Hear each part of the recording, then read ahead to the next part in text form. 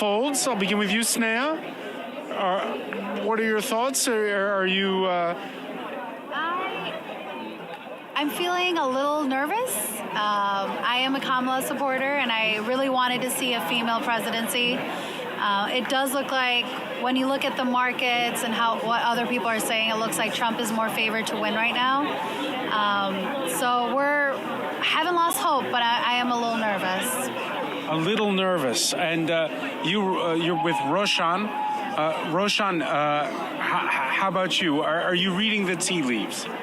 Yeah, I was looking at the markets, basically. I was looking at the Bitcoin market and the crypto markets and the Robinhood trading markets, and the markets are predicting that Trump's going to win. What do you think? So I think that's where the election is headed at this point. So yeah, I think that's what's happening. You're an engineer for a bank. These markets that are betting, and we've seen headlines in the last hour about this. Is that just a punt, or do they know what they're talking about? I think if people are putting their money on the line, then they are not betting with emotions. They have something to back up what they're doing, I think. So I feel like the markets are actually accurate than the polls. So I think they're better. I think they're more accurate than the polls at this point. How do you explain this result? How do you explain this trend? It's not a result yet. There's still a lot of, it's night still early. So we haven't had any big upsets yet, right? Like when you're looking at all the states coming in. However, there seems to be a shift in the crowd and how people are. So it might just be in our heads. She might still win. But all the Democrats right now are nervous. I can tell you that. And you're nervous too. Are you nervous? Yeah, I am. It's not who I voted for, but who's gonna probably win. But yeah, I am. We'll see what happens. All right. Republicans are happy right now. Yeah. Okay. Well, it is early days. Whether, of course, at this point, we'll see Donald Trump return to the White House or the first ever woman president. Too early to say, but yeah, again, some people here beginning to call it an early night. Francois, before I let you go, I do want to ask you about these I haven't gamed it out that far, but let me talk about Ted Cruz. I'm a Texas voter, so my senator, Ted Cruz, is up for re-election. Three-time senator, is it? I guess it would be 3 times. He defeated Beto O'Rourke the last time, and this time around it's Colin Allred, a former representative. So I don't know the results yet of the Senate race, but Texas went for the Republicans. But what really does happen is that when we don't have enough cohesion and unity of pursuit of a policy, and then the fracturing is going to disrupt the program that any president would want to put forward. And one thing that I've been discussing most recently is what they call the seniority system of committee assignments. And as you know, whichever party has the majority is going to control the committee assignments. And that way, the business is handled or not handled. In the case of Merrick Garland, who was not even considered as a Supreme Court justice. And William, you know I don't game out and predict all of these things. You have a master class of notes happening right in front of you. I have a master class. It's from my days past of just talking on the fly and trying to use quotes to accurately reflect what people have to say. And one of the things you alluded to there, though, is the role of the Senate in particular in confirming judiciary appointments. We saw during Donald Trump's first term, he named over 200 judicial nominees. He named 3 Supreme Court justices. And we are seeing that these appointments have very lasting impact on U.S. policy and on ongoing legal cases as well. They do. They do.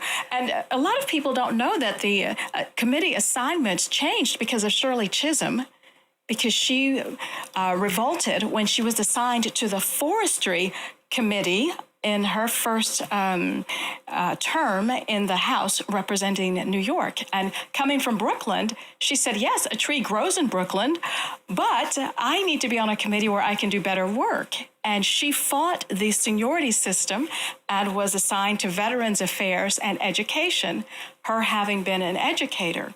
But thanks to that change in the 1969 Congress, Kamala Harris was assigned to the Senate Judiciary Committee and the Intelligence Committee, meaning that Kamala Harris was able to question Attorney General Jeff Sessions about possible Russian involvement and to question Brett Kavanaugh about what laws do you know that allow the government to tell a man what he can do with his body. So all of that comes from the majority in the House and the Senate chairmanships and the committee assignments that the representatives get. I want to ask you both about one of the elephants in the room in this particular campaign. It's something we've never seen before.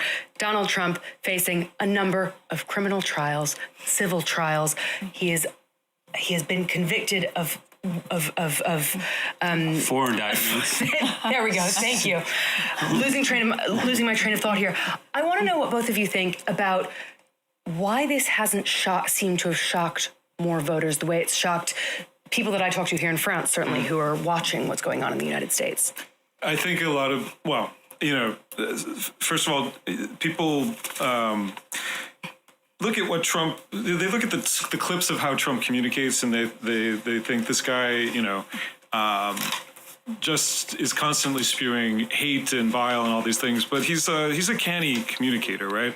And what he's really good at is taking a body blow and turning it back. And so that's what he did with with these indictments. He turned it into, this is a political witch hunt, and this is the Democratic Party weaponizing government. And I have to say that the timing, Merrick Garland, we've mentioned him a couple times tonight, that he was denied his place on the Supreme Court, and so Joe Biden made him his Attorney General. It did take 3 years to bring the really important, for most people who, really want to see Donald Trump answer for his actions on January 6th. It took forever, and basically, it all got caught up. Trump announced his candidacy in relationship to the possibility of those indictments coming down, and it became politicized, right? Whether that was a lack of strategy on the side of Biden, or really just, letting it go too much and just saying, let the process play out, or Trump being an effective communicator and being able to turn it around. But ultimately, Trump, like he does with so many issues, was able to neutralize that issue. Nita, he's convicted of several dozen felonies. Why is this not something that weighs on Republican voters' minds more? Well, his legal troubles don't weigh on the other people, on the minds of people, of his supporters. And I think it comes back to that 4-letter word, and I'm the one who has to say it, and I don't even like the conversation. But it comes down to race, I feel, when it comes to a lot of voters, because that Barack Obama was elected to 2 terms.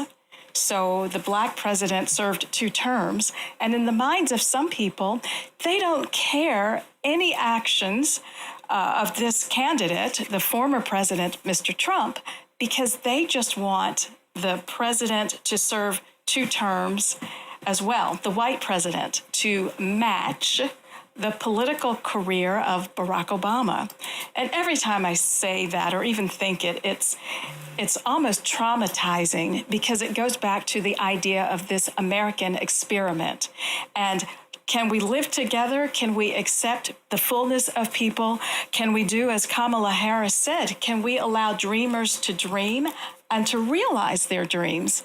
And so for some voters, and having visited over 40 states, as a journalist and talking to people across the country, my sense has been for decades now, this idea of keep blocking and allowing others to move forward, but blocking others from moving forward.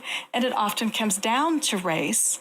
And I think the race card trumps the convictions and the legal troubles and even the closing weekend presentation and actions and lewdness that we saw from candidate Trump.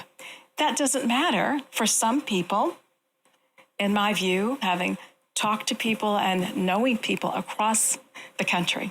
We need to pivot now and look at some of the gubernatorial races. Voters in 11 states are choosing governors this election day. While these races have been muted by the nonstop noise of this presidential contest that we've been discussing, most candidates are not known at the national or international level. The winners will have a huge impact, though, on their states over the next 4 years. Let's take a closer look with Flo Villamino.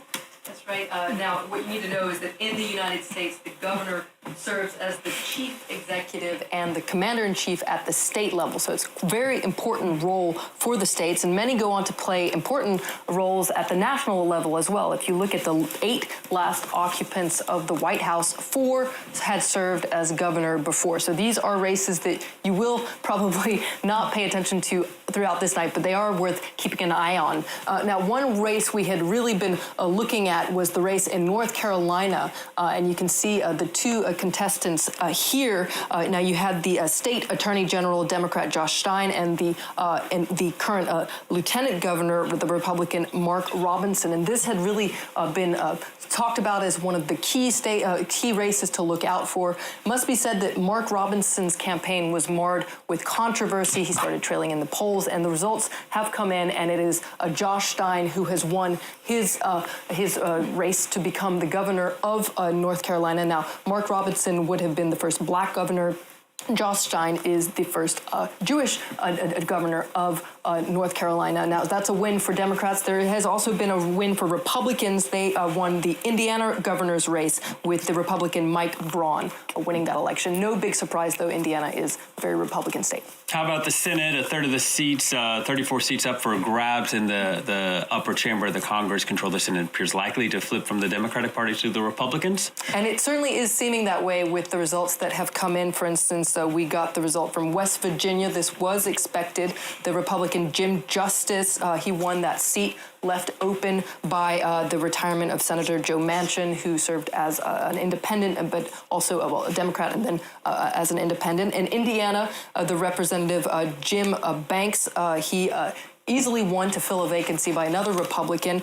Senator Rick Scott as well in Florida. He's holding on to his seat in the Senate. Meanwhile, in Vermont, Senator Bernie Sanders, the 83-year-old independent, the former presidential candidate aligned with Democrats, well, he was elected to a 4th term in the Senate. No doubt we'll be hearing more from him. So no major surprises so far. It could come down to some key races, including a race in Montana, actually, that's been getting a lot of attention. Now, Montana is a very Republican state when it comes to the presidential election, but one of its senators is actually a moderate Democrat, John Tester here. Now, he is a farmer. He's been serving in the Senate for years, for 18 years. He's a dirt farmer. He's Montana through and through, and he's really trying to hold on to a seat in the Senate, which could determine whether or not it flips to the Republicans. And he's up against Tim Sheehy, who is quite an outsider. He's much younger. He's 37. He's a wealthy Republican businessman. He's not even from Montana originally, but he has Donald Trump's support, and he reflects a lot of changes in Montana, which has seen a huge influx of people from other states into the state, drawn to its rural nature, its conservative nature as well. And so if he wins, it will show that there has indeed been this flip in the local politics of Montana from Democrat to Republican. You have to go way back to the year 2000 when the Supreme Court stepped in to stop the recounting of votes in Florida, effectively handing the presidency to George W. Bush over his opponent Al Gore, to find a time when the court played such a big part in presidential politics. The present court has a 6-3 conservative majority. With 3 justices nominated by Donald Trump, the court has issued a series of rulings that have reshaped the country. It is not a secret that President Trump picked a third of the current Supreme Court, and that has made a big difference, and it has really angered progressives and Democrats. But it's not just Democrats who disapprove. Opinion polls show the court is overwhelmingly out of step with the American public in general. Its approval rating at a near historic historic low, with just 43% of Americans in support of the job it's doing. That distaste for the court extends to some of its key rulings, including the decision in 2022 overturning Roe v. Wade and a federal right to an abortion, a ruling a vast majority of Americans disapprove of. Since that decision, abortion has become illegal or restricted in more than 20 states. More recently, in Trump versus the United States, the court ruled that the president has wide-ranging immunity from criminal prosecution for official acts, which could even include executing your political enemies. Dissenting Justice Sonia Sotomayor said the decision was a mockery and transformed a president into a king above the law. Always act appropriately. At least 2 of the justices have been under scrutiny for their behavior, and none more than Clarence Thomas. He refused to recuse himself from the immunity case involving former President Trump, in spite of repeated efforts by his wife to lobby officials to overturn the results of the 2020 election, which Trump lost to Joe Biden. Thomas also accepted millions of dollars in gifts over 2 decades on the bench, most of which he didn't initially report until media reports surfaced.